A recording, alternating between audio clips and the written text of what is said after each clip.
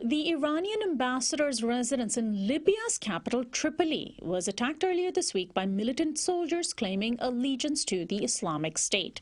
The house was attacked by a rocket strike and came just 2 days after reports emerged that ISIS killed 40 people in a double suicide bombing in the eastern part of the country. And ISIS beheaded a number of Coptic Christians from Egypt around at the same time. The incidents now mark Libya as another prime site from which ISIS is operating, in addition to northern Iraq and Syria. Among the consequences of the growing instability in Libya is the mass exodus of thousands of Egyptian migrants. Nearly 15,000 Egyptians have reportedly crossed a shared border between Egypt and Libya back into their home country. Some people were even being airlifted out. Airstrikes by the Egyptian and Libyan governments have targeted ISIS positions in recent days. Meanwhile, newly confirmed Defense Secretary Ashton Carter held talks in Kuwait and Afghanistan yesterday with top-level officials about the ISIS war. His goal, according to an official speaking anonymously to AFP, was, quote, to better understand the challenge posed by the jihadists and the range of efforts aimed at defeating them.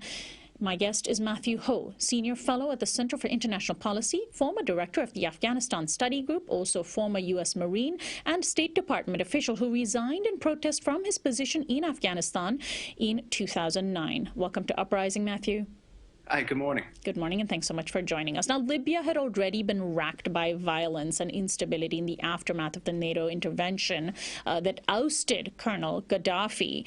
And I'm wondering if you can trace a line between that and what we're seeing today with ISIS. Does the ISIS insurgency only sort of add an extra layer of instability to this broken country, or has it sort of emerged from the instability that the NATO intervention created? Well, thanks for having me on, Sonali. And it's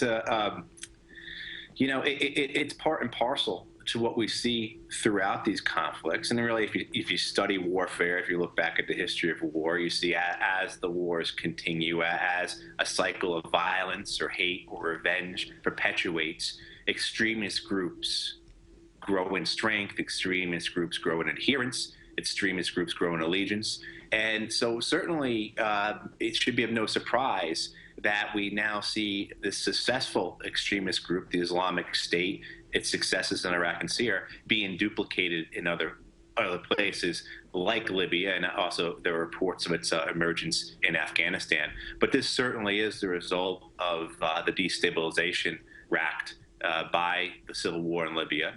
And the West has a lot to bear in terms of responsibility, as we chose rather to find a solution, find some way for peace. We chose rather to exasperate that violence, and this is the consequences of our military campaign in Libya.